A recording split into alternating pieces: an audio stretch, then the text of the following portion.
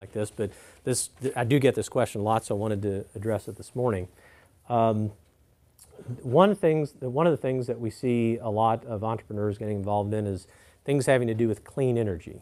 Okay, so wind energy and biofuels and that type of thing, mainly because there's a lot of incentives around through government. You know, government wants to encourage the research of these type things because they want to see us reduce our dependency on fossil fuels. So a lot of clean energy research is going in there. I'm not making a political statement here because we sit here in Kentucky where just over my left shoulder coal is being mined all the time. But our Secretary Peters, our Secretary for the Department of Energy here in the state, I think has a very good vision on this.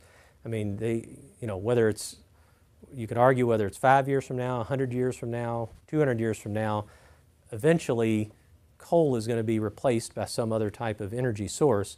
And if we as a state don't stay on top of that, some other state will. You know, so if we just say, well, we're a coal state and then we're not going to mess with it, we hate that clean energy stuff. We don't want to deal with it. Well, Utah will be, doing wind energy and take over our business that normally was coal produced. So, I encourage this. I'm a supporter of the coal industry because we got to have it right now, and it's important to our area. But we also have to be looking forward too. So anyway, my point is, as entrepreneurs, if if you have some thought or idea on that, or if there's you have some background that might lend itself to that, there are incentives out there around clean energy that the government has. We had a preview of the fiscal year 13 budget that this administration has put forth in Congress right now, which I know it's a political thing, it's going to get stopped, but they have cut some of their clean energy incentives out of it, and just because they have to. But it's still, right now, there's still some incentives to do that. The other is baby boomers. I see a few of those in the room, and I'm right on the tail end of it myself. We're going to retire. We're either getting ready to retire or we'll be retiring in the next 10, 15 years. And there's a bunch of us, all right?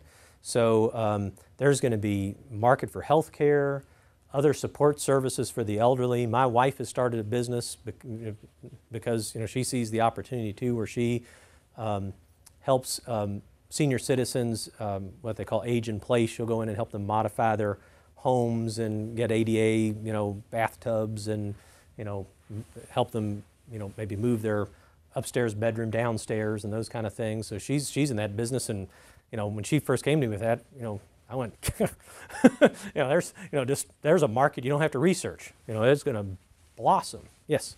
I had a question with that market. A lot of it, I guess, has to do with location and where we're at, because with my business, that's a lot of what that's a market that I've been looking at as well. Uh-huh. But I see it very limited with people being, Social Security, disability, right, and dealing with CMS is a total nightmare. Yes. So the question is, if you got this big baby boomer market, but they may have limited income. That's what you have to look at. That's what I talk about doing research. I can sit here and say, there's this huge baby boomer market, but if they can't afford your service, or your service can't get paid for some way, well, maybe it's not a great market to be in. Now, my wife looked at it. We did our research on this one because I learned my lesson in the past. That there's enough people in an income bracket that we believe will pay for her services, and also there's a value proposition there too. And one thing my wife knows how to do. Let's say, for example, another thing she does is help them downsize their homes. So they're going from the family home to assisted living facility or something. She charges hourly for what she does, but at the same time she can go, that stuff over there is junk, but this stuff over here has value. So in most cases, when she's like downsizing a home, she can help them. She doesn't sell it for them herself, but she can say, you can go sell that, you can sell that, and you get this, and they end up more than paying for her services just by having her as an expert in there. So you have to look at those. That's the value proposition that I mentioned earlier. Is a good example of value proposition. So my wife has a great value proposition even to someone who may not be able to afford it. So those are the things you absolutely got to think about. It's a big market though, and there's baby boomers that have some money too. So they should be able to afford things. All right, so discount retail, anytime you have a down economy, discount retail does well. So that's, the big box stores, as they call them, like Walmart or Costco or those kind of things. But also resale shops, consignment shops are doing well right now, okay? I was asked this question, right when the economy started going down in 2000, so like almost the first half of 2009, did anybody notice something different about the Walmarts that we all know and love? Go to down here. Anybody notice it?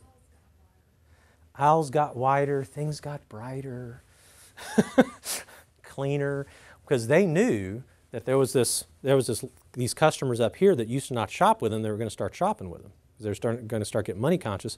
But those people care about the clutter and the that kind of stuff. They want to shop in. The carts got bigger too. Yeah. Yeah. So it was that mentality of our recognition of the fact that their market was going to increase, and if they didn't get them, somebody else was going to. And so Walmart, God love them, they're smart. They knew what they were doing, and you can look at over the past 3 years, their business has grown, not incredibly, but it's grown.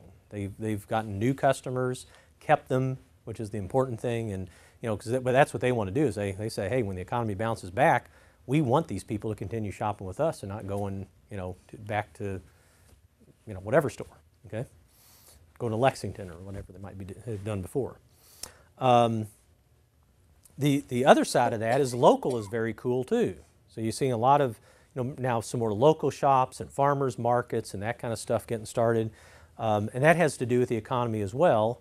I think in a lot of cases, particularly in our communities down here, we're being more conscious about how far we're driving to buy our stuff, all right? Because gas is so expensive. So, the local is kind of cool as well. Education is real big.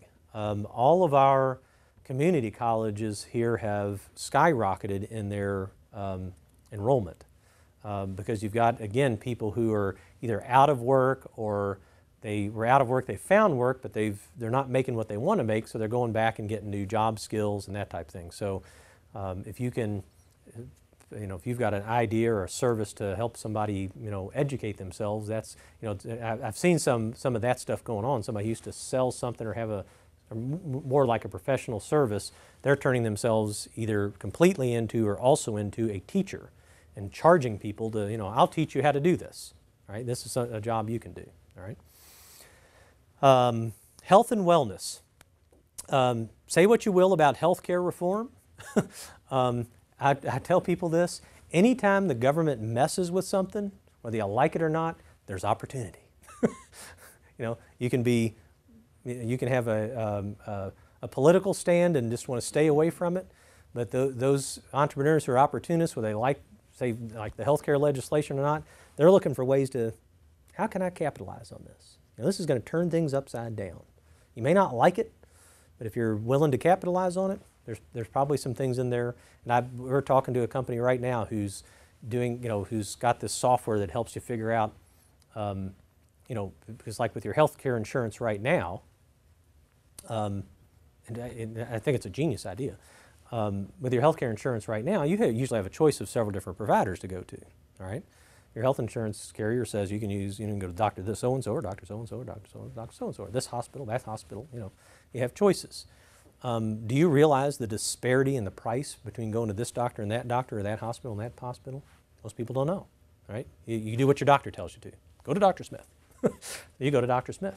Dr. Smith might charge a third more for his services than Dr. Doe, all right?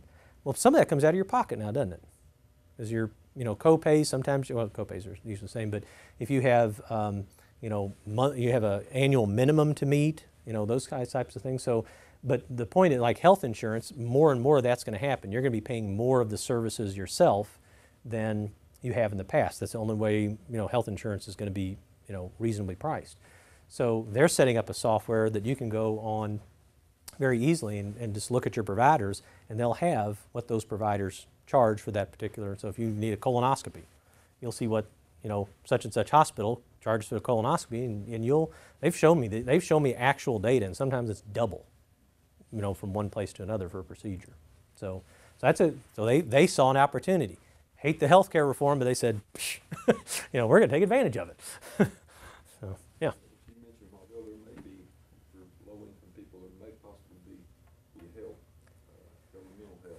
Yeah. That would supplement Yeah. the needs, maybe, Yeah. to some degree. I've been looking into that, and after coming out of school, I found I'm up against quite a bit of a wall. I'm gonna have to do a whole lot of education and be involved in my profession to get things moved forward. Yeah, but I think Will makes a good point that in what you're doing, a lot of times, I see that a lot with entrepreneurs, in what you're doing, all of a sudden you go, hey, there's something over here that is really a need. It's kind of what my wife did. She was she had a passion for the elderly folks and had some elderly clients and something else she was doing, and she saw that they were really struggling with downsizing homes, and that's how she originally saw it. And so she went, so